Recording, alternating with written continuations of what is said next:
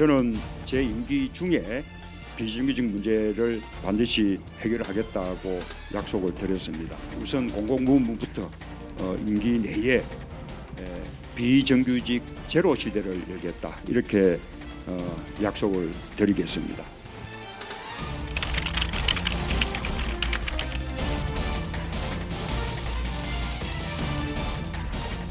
열심히 노력해서 이 동시에 합격한 직원들 그리고 다른 신입생들에게 상대적 박탈감을 준다는 게 정말 문제죠. 훨씬 더 많은 청년 취업 준비생들에게 더 좋은 일자리를 만들기 위한 노력이 반영되고 있다.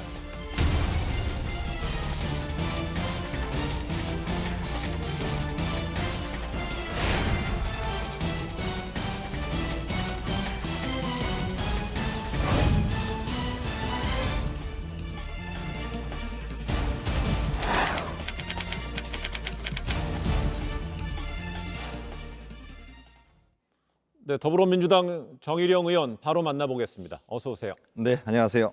네, 정 의원님은 그 지난 총선 때는 미래통합당 민경욱 의원 또 정의당의 이정미 의원을 두 현역 의원한테 이겨서 화제를 모았는데 네, 어려운 최근에는 그렇죠. 최근에는 직전까지 인천국제공항 공사 사장을 역임했던 게 화제입니다. 네, 뭐 최근에 일련의 이런 어떤 논쟁, 논란 이런 것 때문에 그렇겠죠? 네, 예. 그렇습니다.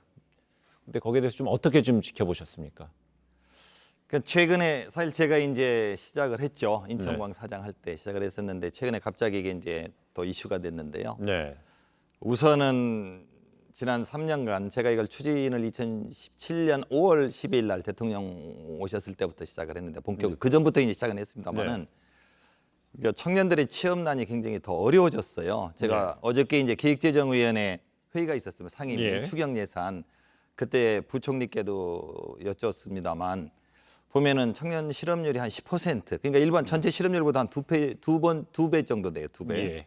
그리고 그 실업률 자체도 보면은 2006년부터 평균 실업률이 한 3% 되는 청년 실업률이 한 9% 되거든요. 예. 고용의 질로 봐서도 더 악화되고 있고요. 예. 그러니까 결과적으로 굉장히 좀 취업난이 심각하게 어려운 상태죠. 이 상태에서 지금 이제 비정규직의 정규직화가 이루어지고 이것이 이제 발표가 됐는데 그 과정에서 좀 소통, 홍보, 대화 이런 게 상당히 부족했다고 생각을 합니다. 그러다 보니까 여러 가지 사실과 다른 것들이 알려지고 그것이 우리 청년분들한테 더 마음의 상처를 준 것 같습니다. 상당히 좀 안타깝게 생각을 합니다. 사실과 다르게 좀 알려졌다는 것, 그 배경에는 소통과 이런 부분이 좀 부족했다고 지금 진단을 하셨는데 사실상 청와대 여권에서도요 이번 논란에 대해서 가짜 뉴스가 좀 이런 왜곡을 더 키우고 있다고 그랬는데 우리 정일영 의원님, 전 바로 직전에 인천국제공항공사 사장으로서는요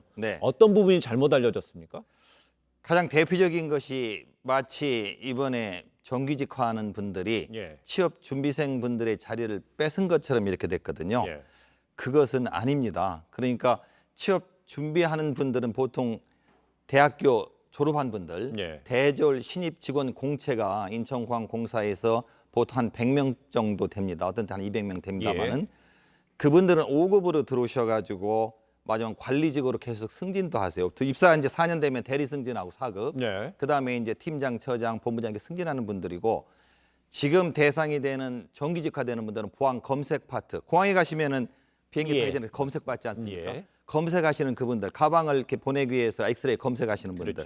그런 분들이거든요. 그분들은 현장에 계시면서 그 업무에 계속 종사하고 계신 분들이에요. 그분들이 똑같은 일을 하면서 신분만 비정규직에서 정규직으로 바뀌는 거죠. 그러니까 말하자면 이 그룹이 완전히 다른 겁니다. 그러니까 그분들이 취업 준비하는 분들이 자리를 뺏은 건 아니죠.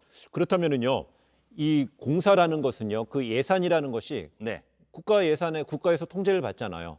그 예산 범위 내에서 이제 신입 사원도 신입 공채도 뽑게 되는 것인데 만약에 이번에 그 1,902명의 그 보안 검색 요원들이 정규화가 되면 정규직화가 되게 되면 임금 부분이 그래도 떨어지진 않고 올라도 조금은 오를 거 아니겠습니까? 일정 정도?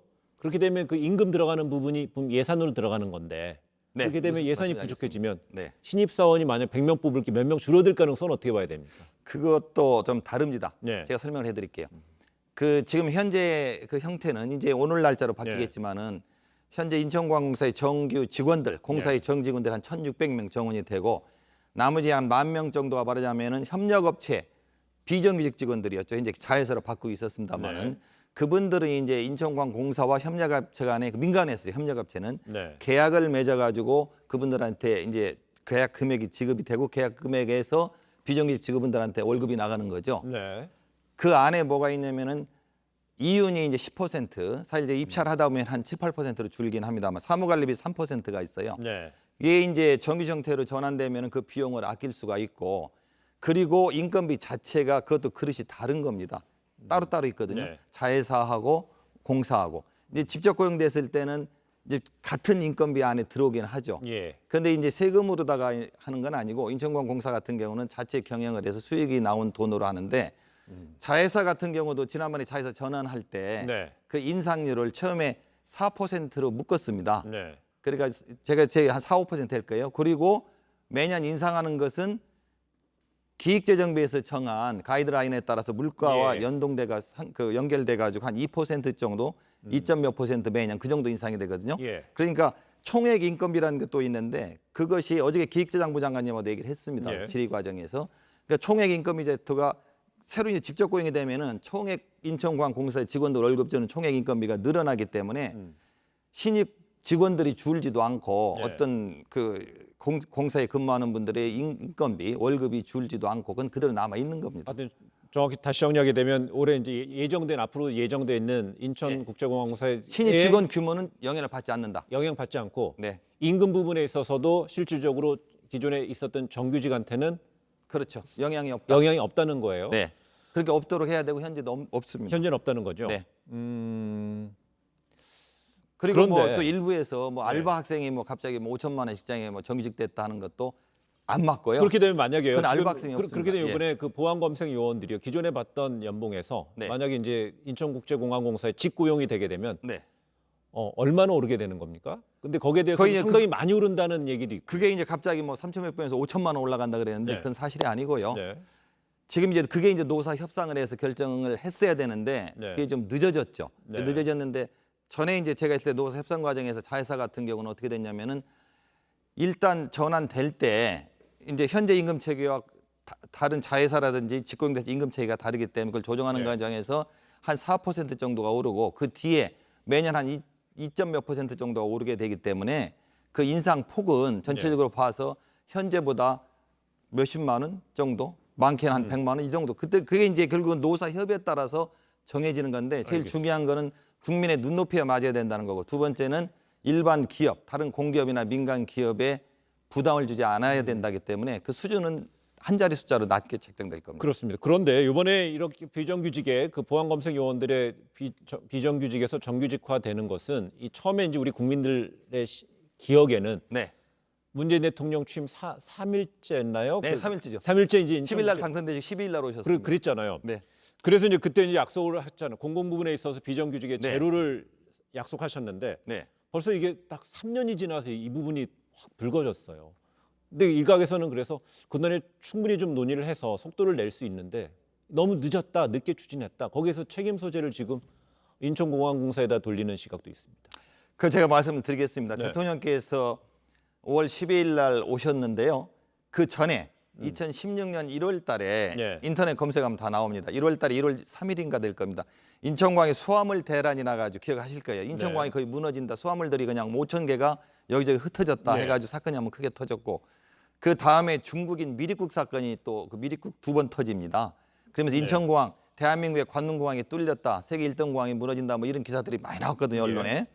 그때 대부분 제기됐던 문제점들이 미리국 같은 경우 많이 터진 것은 그분들이 비정규직이고 2년도 안 돼가지고 이직률이 높아서 그분들이 전문성이 없기 때문에 이런 사태가 벌어졌다. 정규직화가 필요하다. 이런 논의가 2016년부터 있었고요. 1년 전에요. 그래서 이제 그게 저희 내부적으로 검토가 2017년 5월달에 대통령께서 오셨고 그때부터 이제 제가 직접 TF 팀장이 돼가지고 매일 회의하고 매주 점검하면서 일을 쭉 해가지고 그해 12월 26일 날 약 1만 명의 비정규직 중에 70%는 자회사, 30%는 직접 고용. 직접 고용되는 30%는 국민의 생명과 안전에 직결된 부분. 다시 말씀드리면 지금 논란이 되고 있는 보안 검색 받는 비행기를 타는 분들이 테러라든지 그 당시에 상당히 예. 문제가 있었거든요. 그런 걸 예방하기 위해서 그런 분들을 직접 고용한다. 그래서 30%를 직접 고용으로 정했습니다. 예. 그런 원칙을 2017년 12월 26일 날 발표를 했고 그리고 노사 간에 계속 대화를 했죠. 또 1년 예. 동안. 그래서 그 다음에 2018년 12월 26일 똑같은 12월 26일 그때 더 구체적인 내용이 또 노사 간에 합의된 걸 서명해서 발표를 했습니다. 알겠습니다. 그리고 나서 그 다음에 이제 여기까지 온 거죠. 절차적으로 늦은 것도 아니고. 늦은 거 그건 있어요. 예. 최근에 이게 왜 불거졌냐면 모든 용역 계약이 오늘 이제 만료가 됩니다. 6월 30일 날. 예, 전반기. 예. 그러면 진작에 요걸 한 6개월 전부터 직접 고용, 특히 소방과 이 보안 검색이 직접 고용이 되는데 이분들하고 계속 대화를 하고 홍보를 하고 뭔가 좀 교섭을 해서 구체적인 내용이 정해져서 지금쯤 완전한 전환 채용이 됐어야 되는데 지난 6개월간의 그런 홍보, 소통, 대화가는 부족했다고 생각을 해요. 저는 그래서 인천공항공사 경영진 사장이든 부사장이든 아니면 그걸 감독하고 있는 국토교통부의 뭐 장관이든 그 간부들이 고용노동부도 마찬가지고요. 위에는 청와대도 마찬가지인데 지난 6개월 동안 그걸 조금 더 점검하고 더 좀 독려하고 노사 간에 좀 더 교섭을 활성화시키고 직원들 현재 반발하고 있는 인천공사 정규직 직원들도 마찬가지예요. 그 직원들하고 대화가 참 적었어요. 결국은 저거겠죠. 그 어떤 비정규직의 정규직화를 할 때 절차의 어떤 공정성이라든지 그렇죠. 투명성이라든지 이런 부분에서 분명히 직전에 사장으로서 볼 때는 문제가 있었다고 보시는 거군요. 뭐 문제가 있었다기보다 이제 지금들 문제를 지적하셨으니까요. 그렇죠. 홍보라든지 대화 교섭이 부족했고 알겠습니다. 그리고 이제 지금 그 직원들이 여러 가지로 반발하는 것은 직접 고용이 없을 걸로 알았는데 자회사를 갈 줄 알았는데 지금 직접 고용이 바뀌었다는 거거든요. 그런 부분에 있어서 충분히 지금 기존에 있었던 1,600명으로 이제 추산하셨잖아요. 네. 기존에 있는 정규직들이 볼 때는 네네. 그 부분에서 지금 되게 생소하고 네. 그 예상하지 못했다는 거잖아요. 직접 고용으로 갔는데 이게 자회사로 가는 줄 직원들을 알다가 갑자기 지지난주 일요일 날 저녁에 그 청경 그러니까 직접 고용되는 청경으로 청호경찰. 발표가 되니까 모두가 당황하는 형태로 지금 나타나고 있습니다. 알겠습니다. 또한 이제 일각에서는 이번에 1,902명이죠. 정확히 1,900명이요. 네. 이제 정규직화가 되고 직접 고용이 되면은 기존에 있었던 1,600명의 정규직보다도 노조에 있어서도 이른바 숫자가 많으면 제1노조가 돼서 교섭권에 있어서도 앞설 것이 아니냐 이런 어떤 우려가 있는데 또 일각에서는 이거에서 기득권을 지킨다는 지적도 있지만 어느 쪽으로 보십니까? 두 가지 다 있죠. 그러니까 예. 이제 기득권을 지키는 면도 있고 또 이제 그 현재 다니고 있는 공사 직원들 입장에서 좀 불안하기도 하고 예. 왜냐하면 지금 1,600명 정도 되는데 1,900명이 들어오면은 속된 말로 회사의 아이덴티티가 바뀌는 거 아니냐 이렇게 생각도 할 수 있어요. 근데 제가 볼 때는 어쨌든 그런 걸 떠나서 그러면 현재 다니는 직원들의 권익이라든지 승진 기회라든지 이런 게 박탈되거나 제한되면 안 되지 않습니까? 예. 그래서 그거는 어떤 면에서는 제가 있을 때도 그랬는데 그 노조하고 협상을 하고 있어요. 교섭을. 예. 그러니까 그건 경영진이 따로따로 그 제도화 시켜야 됩니다. 그러니까 새로 들어오는 분들이 현재 다니는 분들의 승진이라든지 모든 면에서 이걸 갖다 불이익을 가져오면 안 된다. 그건 얼마든지 가능해요. 왜냐하면 직군 자체가 다르고 직렬이 다르기 때문에. 그래요. 그리고 또 1,600명인데 보안 검색에 있는 분들은 정원이 사실상 안 늘어나고 예. 공사에 있는 직원들은 보통 100명에서 200명 정도 매년 늘어납니다. 그러니까 2년 정도 지나면은 300명 차이니까 쉬운 얘기로 네. 비슷해져요. 같아요. 그래서 보면은 사실상 그 문재인 대통령이 약속했던 그 공공 부문의 비정규직 제로라는 거는 네. 공공 부분을 넘어서 이제 민간 영역까지 파급되는 효과를 기대하는 측면이잖아요. 그렇죠. 그런데 이번에 인천국제공항공사가 연봉도 가장 높은 곳으로 이제 분류되다 보니까 취업 준비생들한테 너무너무 인기 있는 곳이라는 거잖아요. 그래서 이번에 만약에 이래서 공공기관에 있어서 이런 비정규직의 정규직화가 다른 공공기관에도 롤모델이 된다든가 또한 이런 식의 어떤 시행착오를 최소화하려면 직전에 공항공사 사장으로서 보실 땐 어떻게 좀 조언을 해주실 수 있겠습니까?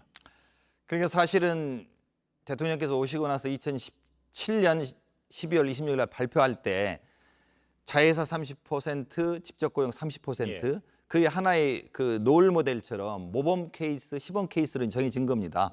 왜냐하면 일부에서는 직접 고용을 비정규직의 정규직화라는 것은 100% 직접 고용이라는 걸 주장하는 분들도 많았어요. 그건 이제 문제가 좀 있어서 자회사를 70%로 한다는 것이 어느 정도 정해졌고 그 다음에 각 공공기관별로 특성에 맞게 조금씩 조정은 가능한 걸로 쭉 지금 돼 왔거든요.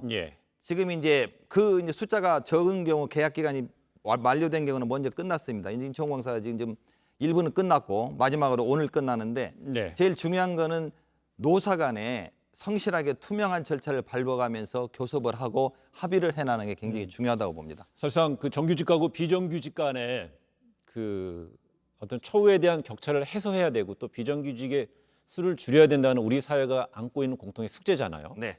그런 게 이제 노동 시장이 더 이제 밝아지는 부분이고 건강해지는 부분인데 그럼에도 불구하고 이제 기계적인 공정 부분은 좀 저희가 또 막아야 되는 건데 이번에 이런 이천공항 공사발 이런 비정규직의 정규직화 논란에 대해서 여론조사가 지금 나왔잖아요. 네. 리얼미터가 이제 조사한 바에 의하면 이번 인천국제공항공사의 정규직화를 보류해야 된다 45%, 추진해야 된다가 40%로 뭐 오차 범위 내에 있습니다만은 팽팽합니다. 결국 이건 우리가 거쳐가야 되는 과정입니까? 아니면 여기서 결국은 시행착오를 겪지만 뭔가 개선점을 꼭 찾아 나가야 된다고 보십니까? 개선점도 찾고 제가 볼 때는 그런 배경에는 아까 말씀드린 청년들의 취업난 여러 가지 경제 어려움이 깔려 있거든요. 네. 그걸 좀 해결하고 두 번째는 아까 말씀드린 대로 투명하고 공정한 건데요. 지금 좀 전에 말씀하신 것도 첫째는 비정규직의 정규직화는 고용의 안정입니다. 두 번째가 처우 개선이에요. 그 처우 개선이라 해가지고 이걸 갖다가 임금을 막 계속 같이 올려서 기존의 정규직과 같이 만들기는 쉽지 않아요. 네. 일단은 고용 안정이기 때문에 그 투명한 절차로 정당한 방법으로 공정하게 비정규직의 정규직화는 필요합니다. 네. 이걸 충분히 홍보를 하고 알려야죠. 지금 이번 사태를 통해서 여야가 공히 청년 뭐뭐뭐 특위 네. 구성해서 청년들의 일자리 아무래도 처음에 말씀하셨잖아요. 청년들의 실업률이 워낙 높다 그러니까는요. 네. 상실감도 크기 때문에 그렇죠. 이번 21대 국회에 있어서 이제 우리 의원께서는 기재위 소속이 됐습니다만 네. 뭐 정부 예산을 뭐 소관 상임위가 네. 돼버렸습니다. 네. 더 그렇습니다. 중요한 위치에 있는데 네. 21대 국회에서 청년 일자리 창출해서 어떤 부분에서 가장 핵심적으로 접근해야 된다고 이번 논란을 가까이서 지켜본 의원으로서 판단하십니까? 제가 어저께 기획재정부 부총리께도 질문을 했습니다. 예. 뭐 추경이 이번에 한 35조 정도 편성되는데 청년 취업난을 해소하기 위한 그런 예산이 얼마나 있는지 그리고 앞으로 확대해 나가지 않겠느냐 굉장히 중요한 문제인데 그랬더니 이제 뭐 디지털이라든지 뭐 AI라든지 쭉 설명을 하셨어요. 예. 그래가지고 계속 이렇게 만들어가지고 뭐 5만 개 이런 식으로 만들어 가신다. 그렇기 때문에 지금 추경 가지고도 안 되고요. 내년 예산 편성도 그렇고 정부의 정책이 청년 취업난에서 청년 일자리 그리고 코로나19로 인해서 또 실직 하시는 분들에 대한 그런 일자리 집중적으로 편성하고 정부에서 추진을 해야 된다고 생각을 합니다. 알겠습니다. 네, 오늘 정일영 의원님, 그 전 인천국제공항공사 사장을 또 역임하신 분으로서 저희가 최근에 이슈가 됐던 이번 사태에 대해서 이번 안건에 대해서 한번 깊이 있게 한번 이야기를 질문해봤습니다. 앞으로 국회에서 많은 노력 부탁드리겠습니다. 네, 열심히 잘하겠습니다. 고맙습니다. 예, 감사합니다. 예.